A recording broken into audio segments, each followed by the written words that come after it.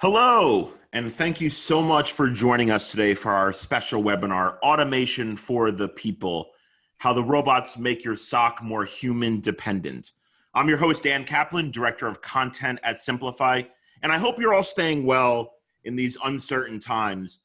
Indeed, we've seen the best of humanity on display over the past few months, and I think that's an apt segue to our discussion today. As you can gather from the title, a play on the rock band REM's signature album, in case you were wondering, we're going to be talking about the value of automation for security operations teams, but not just from the perspective of what automation can provide the SOC from a technology and efficiency standpoint, but also how it actually helps to elevate the human SOC worker in so many ways. And with that, I'm pleased to welcome in our very distinguished presenter today, Michael Leland, CTO of the Americas at McAfee.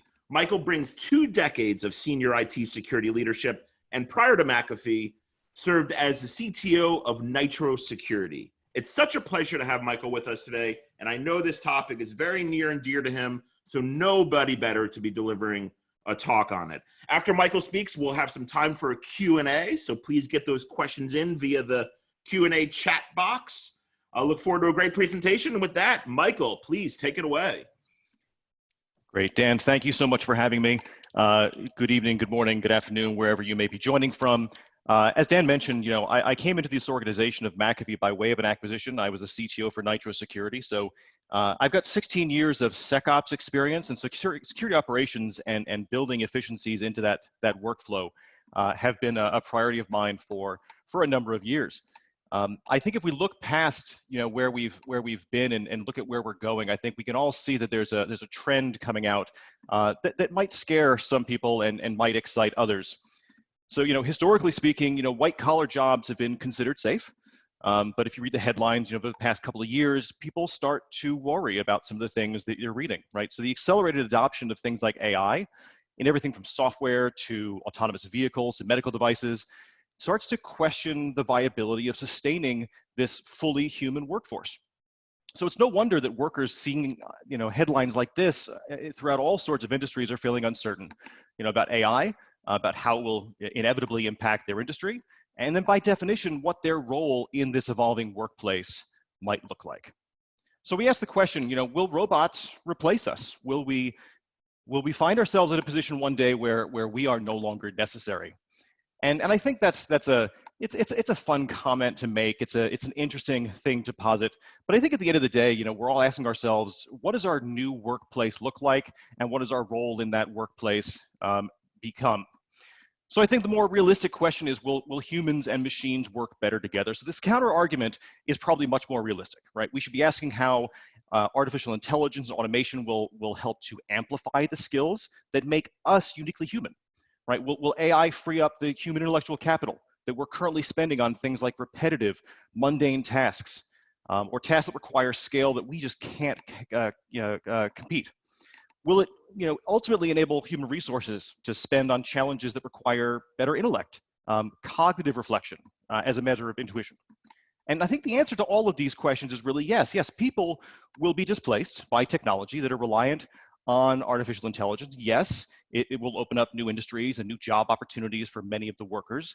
And yes, humans will continue to have an important role to play as AI becomes more pervasive. So on the flip side, we're also asking, will AI amplify these skills that make us human? Will AI free up the human intellectual capital currently being spent on mundane tasks? And I think the answer to all these is yes. I'm certain that few of us, if any, would argue that the statement, cybersecurity is more important now than it ever has been. That's just a reality we all face. And the idea that a company would succeed in today's business environment without a heavy investment in a digital infrastructure is just inconceivable. So with the advantages that we see of digitization, there's also disadvantages. From a cybersecurity perspective, those disadvantages typically manifest themselves as things like invisible adversaries that steal our identity or intellectual property or nation secrets. And our ability to protect against this adversary is predicated on us being able to solve the challenges of each of our unique industries. And from our perspective, I think 3 challenges that are faced by the industry today are really important for us to consider when we look at human-machine teaming. So we find ourselves in what we call this perfect storm, this challenge that every one of us as an enterprise or those selling to the enterprise face. And that is that, it's essentially that we're trying to remain agile and competitive, but the new reality makes it very difficult to do so. There's more of the network to defend. We're increasing the complexity of our environment simply by the nature of technology sprawl and the number of vendors we're bringing in and expecting our security operations staff to understand and comprehend and be trained on. We're also seeing it at a much higher pace. I think the rate at which we're seeing things in the past were in the handful or dozens of threats, but we're expected to address over 500,000 new threats a day. That's the common metric right now, is over 500,000 new events or new threats are being discovered, and we have to maintain an efficacy level above beyond where they are. The time imperative is also challenging. The clock is ticking, right? We can't move fast enough. The one thing that no technology improvement can do is buy us more time. And then lastly, the resource constraint. There's just not enough gray matter, not enough people to throw at the problem. And these three things combined, have added up to the challenge that we all face, and that is that this perfect storm is affecting all of us in different ways. Let's focus on each one of these separately. So complexity is really the enemy of security, right? Gartner says that by 2021, there's going to be 25 billion connected devices. And it used to be that we could count on the fact that organizations were lined up in a couple of key areas. One of which is we pretty much could believe that organizations only had a few different device types, servers and desktops, and of course now there's mobile. We assumed that only corporate-owned devices were going to be allowed on the company network, and so we could protect things by nature of the fact that we only allowed on what we trusted. There were a limited set of sanctioned applications. We maintained a roughly secure perimeter, this idea of hard on the outside and soft on the inside. Almost entirely, all of our users were on premises. And then lastly, we maintained all of our data in local hosted data centers that we could control. But today, of course, we're in a much different world, right? The world today looks so different. Laptops and servers also yield mobile and tablets and IoTs and virtual and containers and everything else we have to protect. We're dealing with an OS sprawl. We're not just dealing with OSs that we know and can see well. We're dealing with things that pop up all the time that we have to be able to protect. And containerization also means that we may not have an OS to protect at all, but just simply a stack of technology. Users are moving everywhere, and especially in today's environment where we're all being forced to work from home, being able to provide that same level of protection to a remote workforce is very different than what it once was. And if you extend out to the PaaS, the SaaS, the IaaS, and eventually the serverless function as a service type of technology, our entire environment has grown out of control. All of this to say that the environment with which we're trying to provide tool sets for protection have to meet the needs of this ever-growing complex environment. I would argue that the security industry has sold a bill of goods for a long time.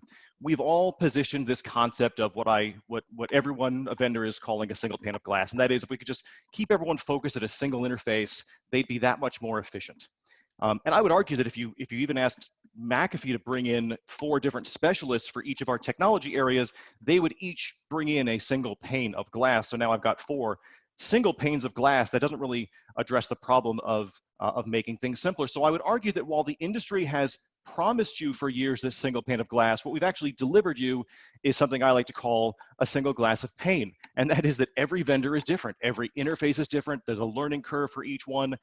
And the bane of every security operation professional's existence is Control-C, Control-V. It's taking data out of one interface, pivoting in their chair, and pasting it into something else to continue or progress their investigation. This doesn't scale, right? We just simply cannot have this kind of inefficiency in a SOC where the threats are growing, and more importantly, where our time to value has to be measured in hours, not days or weeks. And this means that we're trending in all the wrong direction, and that is that the amount of time it's taking us to discover breaches, back in 2011, over almost a third of them we could find within a day. That number has dropped to a little less than 10%. So it's taking us longer to discover breaches, and more so, it's taking us up to 3 weeks to resolve them up to 68% are taking almost a month. And the number here that really makes the most pain to me is the bottom one, and that is that almost half of all public sector breaches took close to a year. So these are clearly trending in the wrong direction, and we have to do something to fix this, or the dwell time the adversary appreciates is going to make our jobs even worse. The skill shortage is real, right? And that is to say that if every student who is enrolled in college right now and graduates between now and the end of 2020, if every one of those students went into cybersecurity, we'd still have a shortfall. There's just not enough gray matter coming out of universities right now to fill the headcount that we have. SOC professionals are difficult to hire and even more difficult to retain. The learning curve is steep, and more importantly, it's a thankless job in the tier 1, tier 2 range. Until you start getting into the tier 2, 2.5, and 3, you're asking these people to do mundane, thankless jobs that are difficult to keep people excited and interested, let alone keep them efficient and, more importantly, accurate. So how do we do this a little better? Well, there's an overwhelming amount of events that we're generating today, right? How do you separate the signal from the noise? How do you go from billions of events, from a broad set of data sources down to find a specific anomaly? And then how do you turn those anomalies into high priority leads, something you can actually go and take action against? For example, McAfee's global threat intelligence, we respond to about 48 billion queries a day. That's over 500,000 queries every second. Every one of those queries is asking for information about the telemetry we've been gathering for over 2 decades about the priority or severity or risk associated with a specific object. Could be a file, an IP address, a domain, what have you. And the problem here is that alert fatigue, which is facing the problem facing every one of our SOCs right now, that leads to security operations burnout. And burnout is what keeps our attrition rates so high. So we have to think about this concept of situational awareness, which is knowing what's going on around us at the right time. So machines, they bring the ability to gather and analyze huge quantities of complex data, right? They can sift through oceans of it in a fraction of the time that it would take a group of humans, and that means that the data is timely while it's being analyzed. So the machines then turn that from being a backward-looking perspective into the impetus for strategic decision-making and action going forward, whereas humans bring 2 very specific skills to the table, right? First, they're able to take the information that machines put forward and apply intellect. And that's important because humans are the only ones that can do that. The second thing that a human can do is that we can bring the skill that humans that we bring to the table, where the second layer of assessment, where do we go beyond the lead? How do we take action on those things? And we apply security decisions that would have consequences. So for instance, taking a DNS server offline or disconnecting the CEO's laptop. Those are things you may not want to do unless absolutely necessary, and you wouldn't want to entrust that to a machine to make that decision. So humans applying strategic intellect helps us to assess the data, assess the risk, and then determine if the response is appropriate to mitigate the risk to the organization. AI typically has suffered from this duality problem of being a black box. So one of the key things we think about is the advantages of it in the cyber world are that it can detect previously unseen attacks. It can take a non-deterministic approach to detection, and that's all good. But the downsides are that the propensity for falsing increases with AI. The algorithms are unable to explain what data was used. And this explainability is a problem for security practitioners, because if we don't know why a decision is being made, it's really difficult for us to trust that decision when it has the potential to impact at such a high level. So having a human involved in this process helps us look at the output of the AI system and then use some common sense. And that's still critical to make sure we have the best possible outcome. So you might argue that AI is becoming accurate enough, right? That the value of human strategic intellect is being marginalized. And so the question we really need to be asking is, how accurate does it have to be for us to be comfortable before we allow AI to take control? And here's the question I like to ask. Can you tell the difference? Well, can AI tell the difference in these objects? Well, it turns out it can. Right? About 90% of the time, neural network image processing, which is really just a fancy way of saying machine learning, uses huge sets of training data to model and then identify the characteristics of specific content. So when asked to compare images like these, right? Machines were able to differentiate between labradoodles and fried chicken with about 90% accuracy. And that's pretty good. But for this use case, I think 90% is fine, but would we feel equally comfortable with 90% accuracy in this scenario? Remember the concept of situational awareness. It tells us that in situations with high degrees of risk, we should have access to as much real-time information as possible and make the appropriate decisions in that moment. So surgery is one such environment where, this is obviously critical. In cybersecurity, like in medicine, though, there's a low tolerance for inaccuracy or failure. It may not be heart surgery, right? But a cyber attack may very well take down the network that your surgical robot relies on. So having a human be part of this process provides one more level of oversight that mitigates that 10% gap in accuracy. And for us, we consider this concept of human-machine teaming because throughout every decision, there's a cognitive workload. And more importantly, if you think about what machines do well and what humans do well, there's a very specific need for both. For instance, humans are very good at things like intuition and ethics and strategy. And you can never expect that a machine will be ethical, that an AI or an ML engine will be creative, right? Those are unique to the human aspect of the decision-making process. And similarly, never expect a human to be able to do large volumes of data collection and searching at scale and speed. Never expect that they'd be equally good at doing pattern matching or hypothesis testing, right? These are things uniquely reserved for the machine. So it's the teaming of these two and the interactions with the real world information that leads to better objectives and outcomes. And the idea is that bringing the right resource in at the right time makes the most sense. So let's think about SOC for a minute as an example. And we'll think about how incident response professionals can improve their security posture of the company by increasing the effectiveness of SOC and leveraging humans and machines. So we looked at the high level challenges, in a SOC, and we found a couple things to be true. One of which is triage sucks, right? No one likes doing it. It's really difficult and it's broken. And that is to say that a quarter of all events are never even looked at. And of those, a quarter of those events are actually known to be severe or moderate. That means that 1/8 of all of the events that we should be looking at that have a dramatic possibility of risk are not even being addressed. And lastly, investigations take too long. The triage and investigation process is taking too long simply because of the amount of data and time and energy and context that we can apply to that process. So we've got to trim both of these numbers down. We've got to improve the amount of sensor telemetry we can look at in a given period of time and reduce the human effort required to do so. And if we follow the workflow of an attack, it sometimes looks like this. We collect as much data as we can up front. This could be things like log management tools and SIMs, behavioral analytics, and maybe deception technologies. Pair that up with a threat intelligence platform that provides you context. And that's the collection stage that takes place all the time and consistently.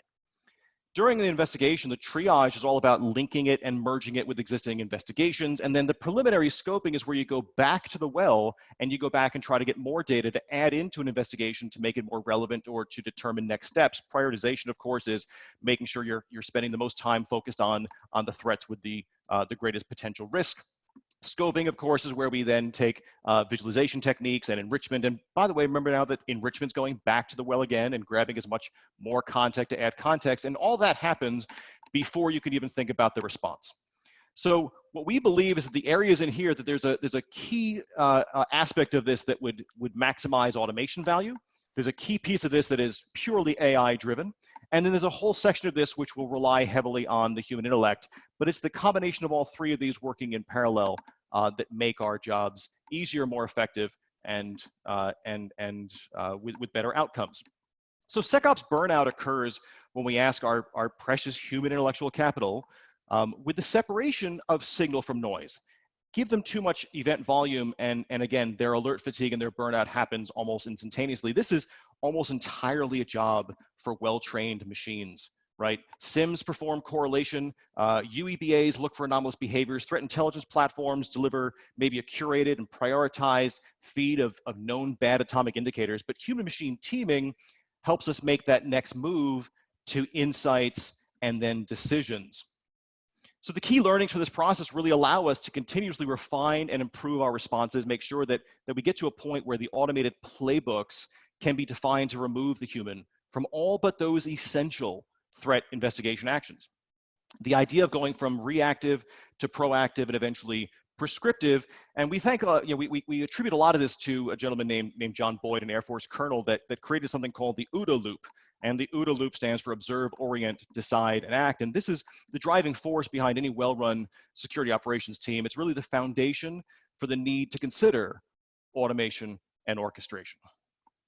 So if we think back to our original problem statement, the benefits of human-machine teaming and the perfect storm of complexity, time challenges, and resource constraints, how do we really achieve perfection or near perfection? Well, one of which is we can simplify the triage process, right? We can automatically perform the data gathering. We can reduce false positives. We can separate the signal from noise, which up levels us beyond this concept of everything in one interface, and make sure that all that comes back to a better outcome. The time imperative, really, we start looking at consistency of responses. That is not only how quickly we can perform an action, but more importantly, how consistently can we do it? We want to make sure that no matter who's sitting in that hot seat, no matter how many SOC analysts we go through in a given year, they all work from the same playbook. They all perform the same tasks, and more importantly, those tasks, when they become automated, can guarantee consistent results. We can improve the confidence level of those detections, and we can reduce the mean time to detection and the mean time to response, thereby reducing the adversary's dwell time. And then lastly, from an efficiency standpoint, imagine being able to do more with less, right? The only way to satisfy this challenge of not enough time and not enough people is to do more with the people you have in the time you have, and the only way to do that is to properly automate and orchestrate as many of those techniques that can be. So despite spending a ton of money on cybersecurity every year, right, professionals are overwhelmed by all of these factors, right? Risk management is now the top priority for cybersecurity professionals. They balance the need of the enterprise against this ever-expanding threat landscape. So the future will likely see humans and machines working in tandem, right? Even more so than they do now, where each addresses the critical needs in this fight to secure against cyber attacks, so that hopefully the benefit is, or the promise is, that the whole is greater than the sum of its parts, and that we're not looking at robots replacing us, but that AI and decision support systems actually improve the efficacy as well as the outcomes of the organization. So while AI alone may realize 90% accuracy when we use advanced image processing, right, shouldn't we really strive for 100% when it comes to securing our enterprise environments? And so why not let machines handle the 90% and allow your trusted and valuable human capital to make up the difference? So at the end of the day, robots won't take our jobs, but they will allow our talent to focus on those things that still require a little more gray matter. And I love the idea of, 100% of humans can properly determine which is which. Let's let the machine do 90% and the other 10% make up for with humans. Now, where does that bring us in terms of the content for today's topic? And more importantly, how do we get there, and what are the right tools and toolings that are required? So as we mentioned earlier, complexity is the enemy of security, and expecting that our security practitioners are going to be able to bounce between multiple disparate interfaces, learning multiple tools and methodologies for risk mitigation and threat response. SOAR vendors, the security orchestration automation response tools like Simplify, they really help McAfee and our customers mitigate this challenge. They'll be allowing our security professionals to focus on things which truly require human intellect and decision making. So the integration of case management and collaboration, provides a single console in which investigations can be fully performed. ML guided playbooks ensure consistent and efficient triage and investigation, while providing metrics with which businesses can measure their efficacy. The whole idea is, if it can't be measured, don't do it. And the whole idea of SOAR is measure it until you can do it, and then automate it to make sure it happens the same way every time. So not every SOC also has the advantage of experienced programmers. So this drag and drop interface to create playbooks allows even a novice security engineer to build and test simple or even very complex playbooks using if this then that workflows. And since not every step can be handed off to a machine, the human element can be built into each and every playbook. So automate the high volume, low risk actions that bog down the typical SOC analyst, such as gathering data, adding business context, reducing the number of atomic indicators that require the investigation by or removing false positives and the known benigns. Let's get rid of all the things that an analyst shouldn't have to worry about. But then provide that critical verification and authorization step before proceeding with a reaction that might impact key business processes. So trust, but verify, right? Trust the decision support recommendations made by the machine, but verify with your human intellect. Humans are visual learners, right? We perceive and we recognize relationships more effectively when we can see and contextualize the connections between objects. So we're also very interactive beings.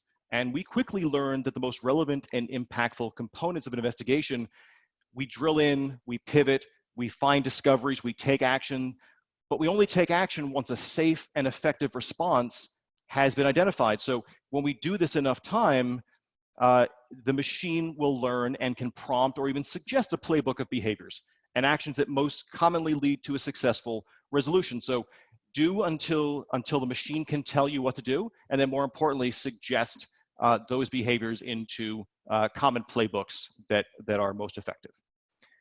And so we partnered, McAfee and Simplify partnered to deliver this out-of-the-box content. So this includes component-level integrations, playbooks, even outcome-based training activities that quickly guide the enterprise through both the creation and the implementation of a SOAR platform. So customers can finally leverage this industry-leading security sensor and countermeasure technology combined with this intuitive and effective orchestration automation platform, hopefully to unlock what we think is the greatest advantage of human-machine teaming. So with that, I'd like to thank you all for attending. We're coming up to the half-hour mark, and we did leave enough time for a number of questions and answers. Those that can stick around longer are more than welcome to provide their questions into the chat, and we'll be here to answer them for as long as everyone still has time. Hey, Michael, thank you. Tremendous content there.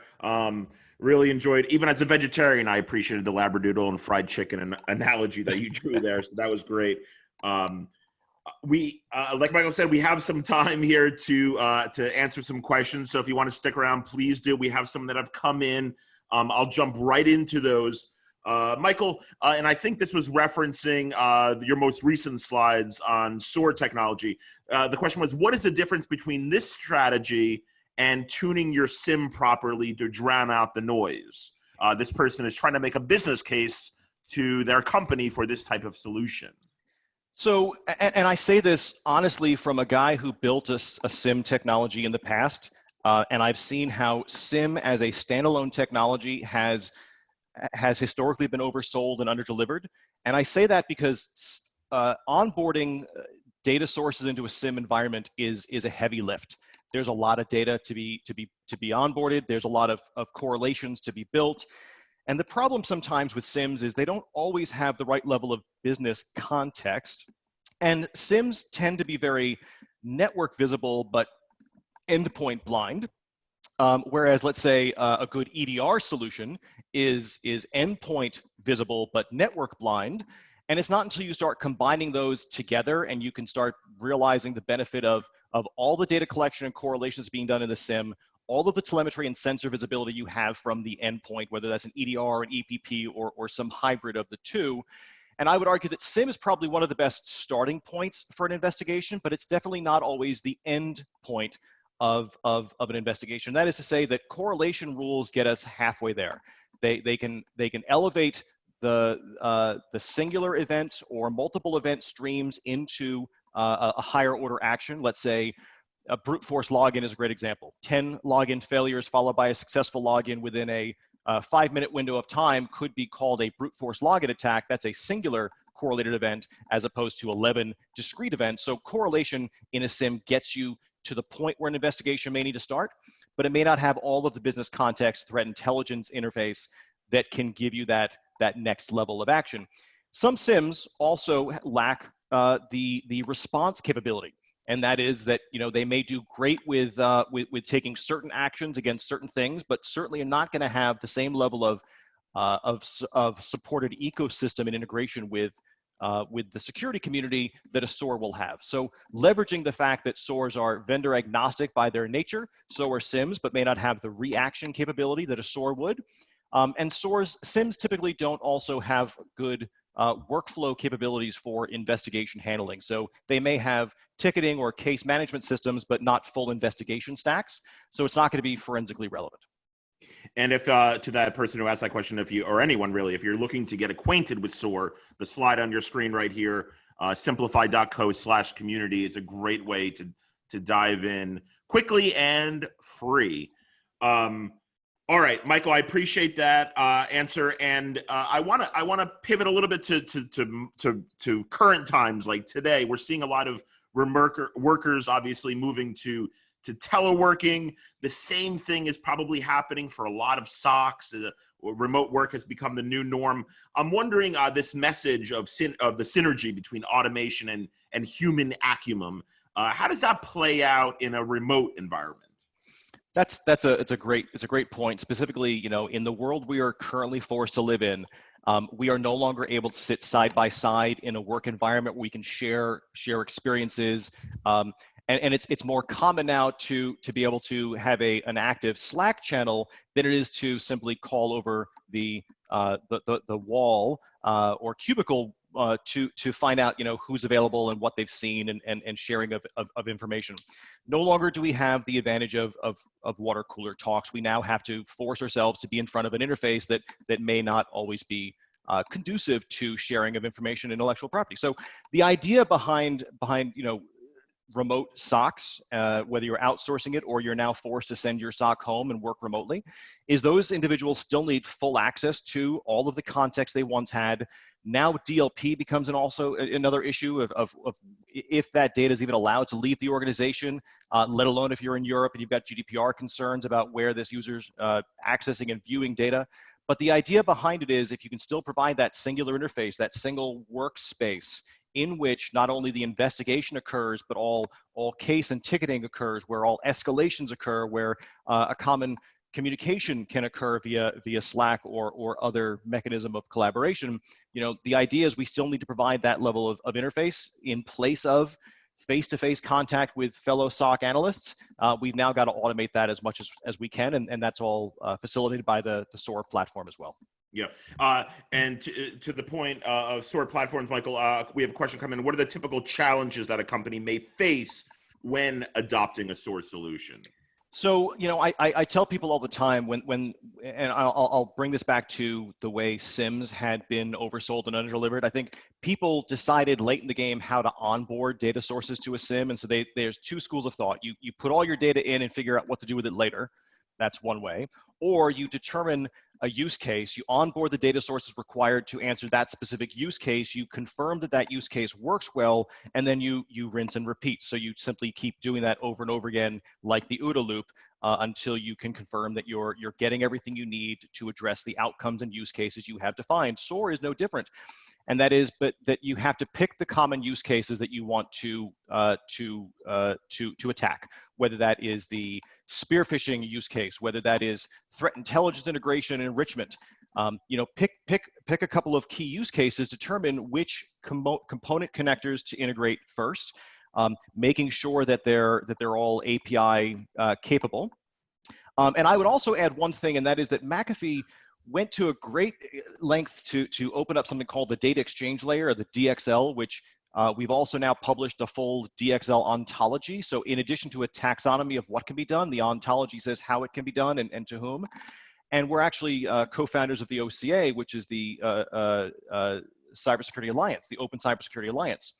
And so it's the ability for that work product of both McAfee and Simplify, who have also adopted DXL, to build connector and component technologies that leverage this open architecture, allows you more quickly and seamlessly to onboard new data sources, in the case of SOAR, new integrations or components. So it's no longer required that it be a single vendor environment, and that's the whole nature of SOAR to begin with. So best practices are pick a use case that makes sense, find the right connectors, make sure that you onboard the right connector data source, to address the concern. If it's DXL enabled, that makes it even easier for you. And then make sure that the use case works. Test and repeat. Yeah. Michael, this question may be one kind of referencing a sentiment of a bygone era, but is there still some concern within IT security teams that automation, if you implement automation, you're going to be giving up too much control, and as a result, teams are very resistant to it? So you come back to this concept of trust but verify, right? They're the common mistake, to address the last question as it relates to this one. One of the common mistakes that I saw in the early days of SOAR was that people were automating the thing which required the least amount of energy to do. So they were still using their precious human capital to do the heavy lifting, and then that one time that it required a clicking of a button, they were saying, let's automate that. And what they found was if you added up all of the time saved by automating that one useless or seemingly useless task, sure, they automated it a lot of times, but it didn't save them a lot of energy or effort, and it certainly didn't up-level their ability to perform better triage and investigation. So, what we see is the automation components will definitely allow a couple of things. When you have fewer SOC resources to do the job and you have less time every day, what you're aiming for is a reduction in the amount of time spent on any given investigation. And if you can tell a SOC analyst that he can improve his productivity, or you tell a SOC manager or a CISO that the output from a security operations team will improve because of the automation, it frees up that same tier 1 SOC analyst to start doing the things that he'd much rather be doing, which is tier 2, tier 3 behaviors. Incident response is mind-numbing, but threat hunting is cool.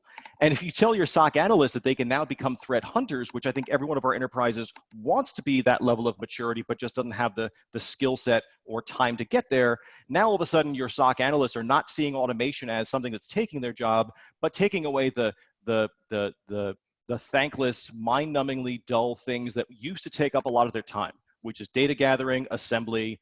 If you can let a machine do most of that to where it reduces the number of false positives and benigns by as much as 90% for you, then you're only focusing on the things that actually matter that will have a more significant impact in the near term of the enterprise. Yeah. And those mundane, tedious tasks are the kind of things that can lead to those burnout situations. A question is automation useful to flag the more complex, sophisticated threats? And I guess that's probably where that human automation synergy comes in. Again. That's exactly right. So if you imagine the fact that the more advanced threats are still going to have a high number of atomic indicators that should be easily spotted. So think about taking in a good curated threat feed from a threat intelligence provider or a platform that's providing that to you, and all of a sudden you can reduce the number of atomic indicators or artifacts that you're looking at, by a dramatic amount. So if you can reduce the low-hanging fruit, if you can pick off the things that are easily identified, then the high-risk behaviors, the adversaries that are truly using advanced techniques, that's where we start moving to the right more on the MITRE ATT&CK matrix. And if we can start seeing things like before the discovery phase, we're great. The whole idea of shifting left, or I like to call, before the boom, you're trying to be left of the boom being when something bad happens, you want to stay left of that. To the extent that you can do that earlier in the attack lifecycle, that definitely means that we're not allowing the adversary to get a foothold, right? And so I like to say that we used to focus so much on IOCs, indicators of compromise, but that implies that the C happens, that the compromise has occurred, the data filtration is already beginning. If we could essentially, though, look at the atomic indicators of an IOC and consider each of those artifacts an IOA, indicator of attack, and if automation gets us to the point where we can much earlier detect the IOAs, we have a better chance of heading off the attacker before he gets to the C, before he gets to the compromise. See more IOAs using automation to bring them to your knowledge, to separate the signal from the noise quicker, and you can more effectively eliminate or predict and prevent the compromise itself. Yeah, great stuff. All right, well, let's close with this question. This was something that I read that your colleague Andrew Lancashire said. I think it was in an article where he was quoted, but said that placing automation at the right location in the attack lifecycle is the key to fast and efficient investigation. And I guess that relates to everything from those endpoint, those singular security tools, all the way to the SOAR. Right. So if you think about it, there's a couple of ways of looking at placing it at the right spot. One of which is thinking about it on the attack timeline. One of which is thinking about it on the attack life cycle. Let's say the MITRE ATT&CK matrix or something like that. The sooner you can identify when an adversary is targeting you or is having some impact on you or has already breached you, the sooner you can do that, obviously the better off we are at trying to protect our crown jewels, our critical assets inside the enterprise. So if you can do that back in the early stages of the attack, back before, maybe during reconnaissance, you start seeing things like port scans or failed login attempts, maybe before the execution stage or persistent stage, if you can actually start seeing the behaviors of the TTPs, so the actual techniques being used, the methods. You may not know the adversary's motive, but you can definitely see their TTPs and try to identify what they're trying to do. Good sandbox technology also gives you great insight into that if you have one. So if you can do so before the evasion stage, you're in a much better chance of heading it off. By the time you get to lateral movement, your sprawl is already occurring. The land and expand attack has already begun. Data collection is another point where you can probably start getting some great telemetry using things like network threat behavioral analytics or network NTA tools. But by the time you get to the right side of the MITRE attack, it's too late. Our job is to shift this whole detection phase left, and the sooner in that stage you can get valid telemetry of high quality and impact, the better you can choose the right tool to make the right decision. Whether you automate that or not, detecting earlier is always better than detecting late. Okay. Last question, I lied. If we do this webinar again in the year 2120, are the robots doing everything by then? I think we have a much different perspective on a work-life balance then. I think we're probably still working from home, but we're doing it in much nicer digs. Yeah, right. Jetsons like digs. Yeah. All right. Michael Leland, CTO of the Americas at McAfee. Thank you so much. This was fantastic. I really appreciate you coming and talking about this. It's so relevant, really. So thank you. And to everyone who listened, this recording will be available on demand. We'll send it out to you. It'll be available on the simplify.co website shortly. Check out the community edition. And then Burnout, we also produce some content around there. So another shameless plug, simplify.co/burnout. If you want to see an expansive, comprehensive ebook on the burnout topic, that's, I think, well worth checking out as well. Michael, thank you again. Thank you, everyone. Stay well out there, and we'll talk to everyone again soon. Thank you, Dan.